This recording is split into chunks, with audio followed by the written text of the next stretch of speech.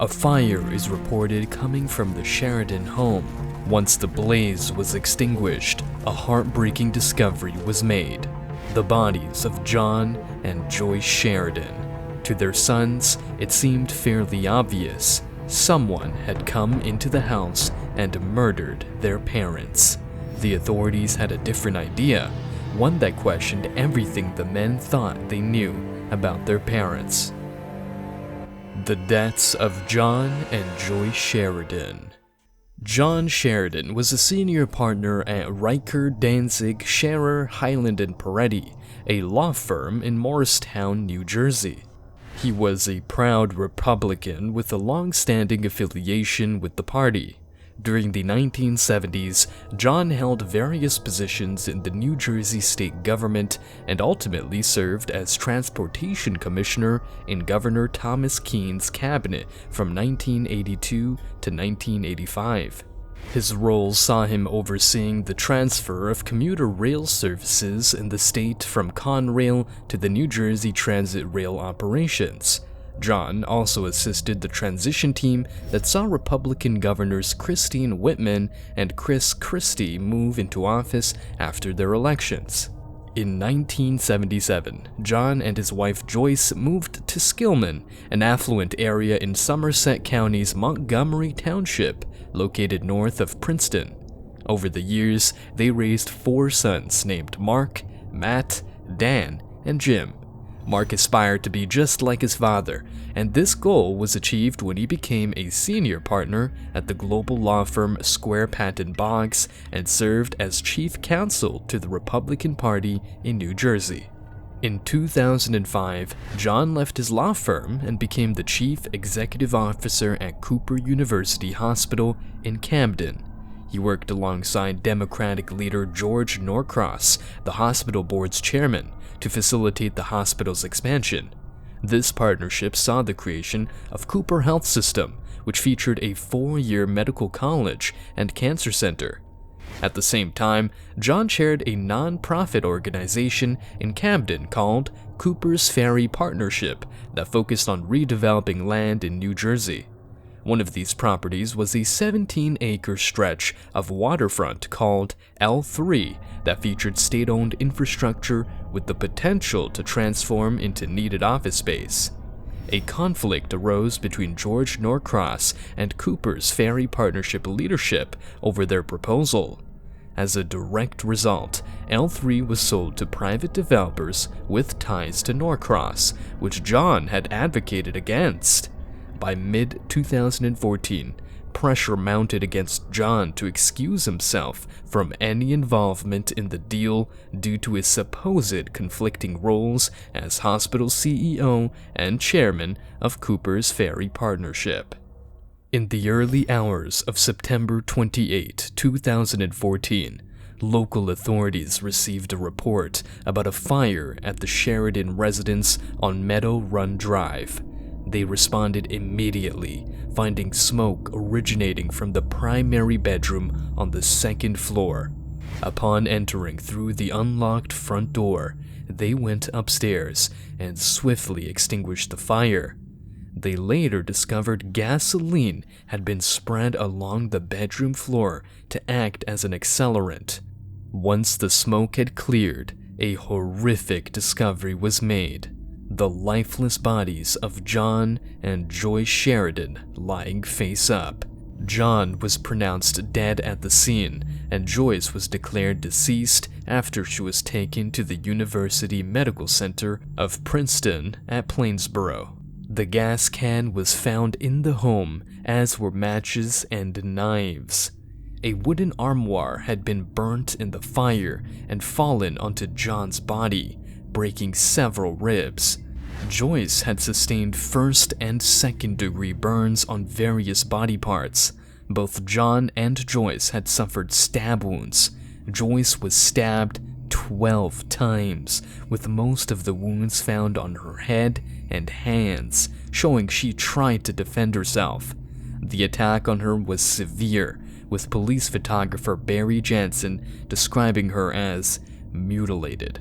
A stab wound that pierced her aorta was the fatal blow. John had 5 stab wounds, mainly on his neck and torso, with one of the neck wounds piercing his jugular vein.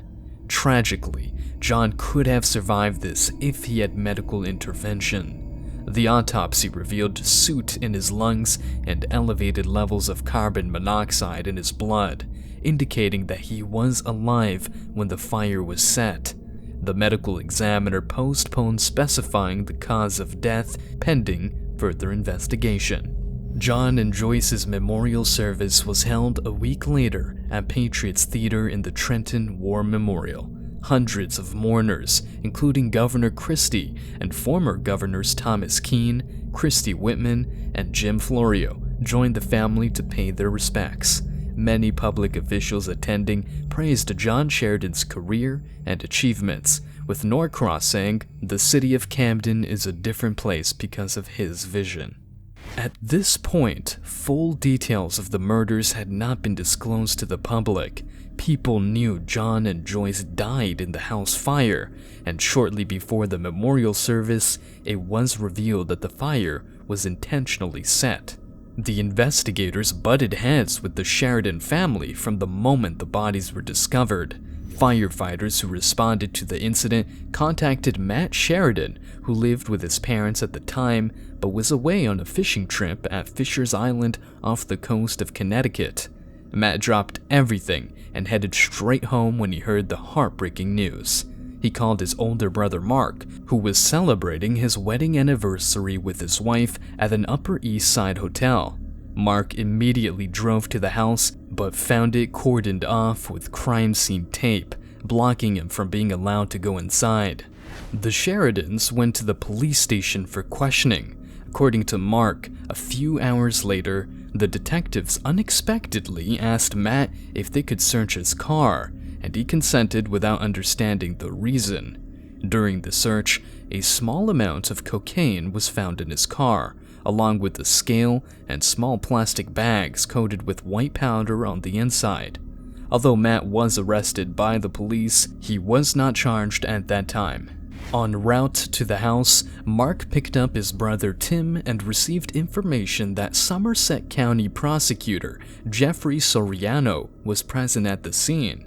Since Mark did not personally know Soriano, he contacted Chris Porrino, chief counsel to Governor Christie, who had appointed Soriano. Mark knew Porrino through his work. Soriano reached out to Mark and informed him that the fire looked like an arson attempt, and that John and Joyce had been fatally stabbed. On that morning, all the Sheridan brothers arrived at the scene, assuming that an intruder had murdered their parents. They expected the police to be actively searching for the perpetrator. However, within a week, Soriano's office released statements reassuring the public that there was no further danger or threat in the immediate neighborhood or local community. During a meeting with the brothers, Soriano and an assistant explained their belief that murder-suicide was the most probable explanation for the deaths. Soriano informed Mark that John's body displayed hesitation wounds commonly associated with self-inflicted injuries. To investigate the possibility of a murder-suicide, detectives plan to examine the couple's phones, emails, and other records for any evidence of extramarital affairs, financial problems, or domestic violence, which Soriano believed could explain such an occurrence based on his experience.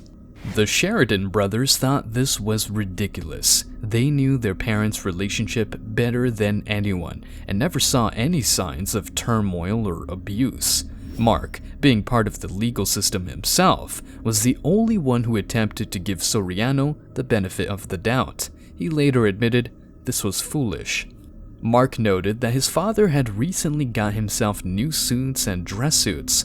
Why would he buy expensive new clothing if he was going to end his life, taking his wife along with him? John had spoken to one of his grandchildren over FaceTime the evening before he was murdered and sent a colleague an involved email about an upcoming meeting. As for Joyce, she was setting up Halloween decorations around the house, one of her favorite annual traditions. In the 37 years that the pair were married, authorities visited their home on just one occasion, and that was when Joyce fell and injured her hip. Soriano suggested that they consider having a private second autopsy conducted, since he believed the county medical examiner's office was not proficient. So the Sheridans hired Michael Baden, a renowned former forensic pathologist who had served as the chief medical examiner for New York City and hosted HBO's Autopsy. Baden collaborated with Deputy State Medical Examiner Eddie Lilavoie. They agreed that the stab wounds on both bodies had been inflicted with the same knife. However, they could not determine whether the recovered knives found at the scene, both kitchen knives, were the murder weapons. It was possible that a third knife, not yet found, had been used. In addition to reviewing the Sheridans' records, detectives interviewed roughly 180 friends, family members, and co-workers. Despite their efforts, no significant issues or motives were uncovered that could explain the crime. The only potential source of concern was related to John's job. According to Cooper's chief counsel, John was worried about the upcoming state report on the high fatality rates in the hospital's cardiac unit, expecting it to be highly critical. However, he had left it as a work matter for the weekend, and one of his last emails, a detailed response to a question from Norcross written on the evening before the fire, was composed and did not show any signs of emotional distress. DNA testing on the blood found on the knives did not provide conclusive results. The amount of blood collected was insufficient for anything more than determining the racial characteristics and gender of the source. The blood on the knives belonged to a white male. After the crime scene investigation had concluded, Mark Sheridan and his brothers were allowed to enter the house. In the primary bedroom where the fire had occurred, they discovered a melted lump of metal next to their father's body. The object was approximately 2 by 6.5 inches in size and weighed 4.67 ounces. Laboratory tests determined that it was primarily composed of zinc with small amounts of aluminum and copper. The brothers speculated that it could have been the third knife or possibly a knob from the armoire. If it was a knife, it hadn't come from the set of knives in the kitchen as the other two knives had. The missed melted metal chunk wasn't the only part of the investigation that concerned the Sheridan brothers. A month after the fire, an insurance adjuster examining the house discovered a bent fireplace poker in a nearby bathroom, which was odd since there was no fireplace upstairs. The poker had been photographed on the day of the fire, but was only taken into evidence once the family insisted on it after the adjuster's findings. The day after the poker was found, Mark Sheridan confronted county investigator Lee Niles in the front yard of the house. Mark asked Niles if he had concluded that the case was a murder-suicide, to which Niles reportedly responded that he had reached no such conclusion. However, Mark believed this to be a lie and felt that the investigators had made up their minds about the case from the very beginning. In late March, Soriano released his office's report on the death of John Sheridan. The report concluded that there was no evidence of an intruder and determined John's death to be a suicide. The report quoted unnamed witnesses who described John as being disproportionately concerned and genuinely worried about the upcoming state report. Robbery was ruled out as a motive since cash, jewelry, electronic devices, antiques, and prescription drugs were untouched. There were no signs of forced entry into the house, and neighbors had not reported any suspicious activity in the area before or after the fire. The DNA from the blood found on the knife was determined to be consistent with John Sheridan. Based on the lack of evidence supporting other theories and the presence of 5 hesitation wounds, Soriano concluded that the deaths were likely a murder-suicide, as investigators initially believed. However, the report did not delve into the specifics of how the Sheridans came to end their lives in that manner. Mark Sheridan strongly disagreed with Soriano's report's conclusions. He made his opinion public, stating that neither he nor the investigators had answers to what happened to their parents based on the evidence. Mark and his brothers were determined to defend their father's reputation and stated they would not allow him to be convicted based on inadequate theories. According to forensic pathologist Michael Baden, the injuries sustained by John Sheridan, including the broken ribs, could have been caused by being repeatedly struck with the fireplace poker rather than by the armoire falling on him. Baden also noted a chipped front tooth that was not mentioned in the initial autopsy report, but there were no accompanying facial bruises that would be expected if the armoire had caused the injury. On the other hand, Barry Jansen, the police photographer, doesn't believe that the presence of the fireplace poker disproves the murder-suicide theory. He argued that if someone intended to use the poker as a weapon, they would likely have inflicted more severe injuries. Jansen also questioned why an intruder would go downstairs to retrieve both the poker and the knives, stating that such actions don't make sense in the context of an intruder's motive. According to Michael Baden, while he couldn't say for sure an intruder was involved, he did suggest that some evidence supported that possibility. One piece of evidence was the spatters of John's blood on the walls outside the bedroom and along the stairwell. Barry Jansen claims he was instructed not to document these blood spatters. The presence of these spatters raised doubts about Soriano's claim that the stabbings had been limited to the Sheridans' bedroom. Soriano's report attributed these bloodstains to transfer from the firefighters who were removing the bodies, as they were found on top of the soot layer left by the fire.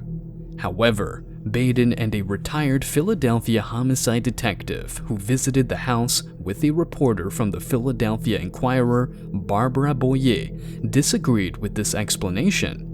They believed that the spatters, located about 4 to 5 feet above the transfer stains, were inconsistent with transfer marks and appeared more like actual spatter resulting from a stabbing. Mark and his brothers sent Baden's affidavit to the state's chief medical examiner in December 2014, but received no response. They made it clear to the state that if their father's death was officially ruled a suicide, they would file a lawsuit. When Soriano's report was released, they followed through on their threat and filed a lawsuit. Initially, the state sought to dismiss the lawsuit, claiming lack of standing. The Attorney General's office argued that there was no legal basis to compel a medical examiner to change their opinion about the manner of death. However, a panel ruled that the case should be filed against the medical examiner's office instead. In early 2016, two significant developments occurred for the Sheridans. In February, a group of 200 notable state residents, including former governors, attorneys general, and a former justice of the state Supreme Court, signed an open letter urging the medical examiner to reconsider the finding.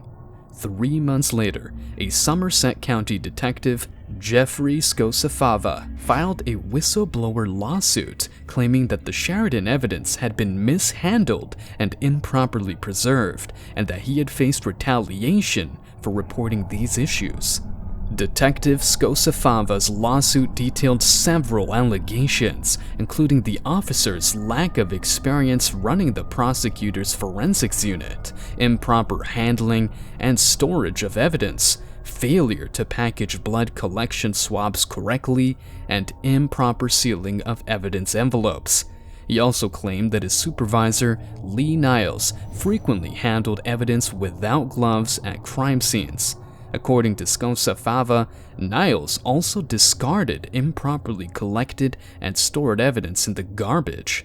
In January 2017, the evidence was reviewed, and John's manner of death was changed from suicide to undetermined. The Sheridans weren't happy to stop there, though. They wanted the case reopened and a new investigation into their parents' deaths. In mid-2022, New Jersey state authorities announced they would be reopening the investigation. Hopefully, this renewed push will bring some answers to this twisted case. So what do you think really happened? Did 72-year-old John stab his wife in a fit of rage before stabbing himself multiple times and setting the room ablaze? Or did an intruder make their way inside and take their lives that terrifying night? Thank you so much for watching. If you found this video interesting, don't forget to hit the like button and share your thoughts in the comments. And most importantly, please subscribe and ring the bell. That way you'll be notified every time we upload a new intriguing case.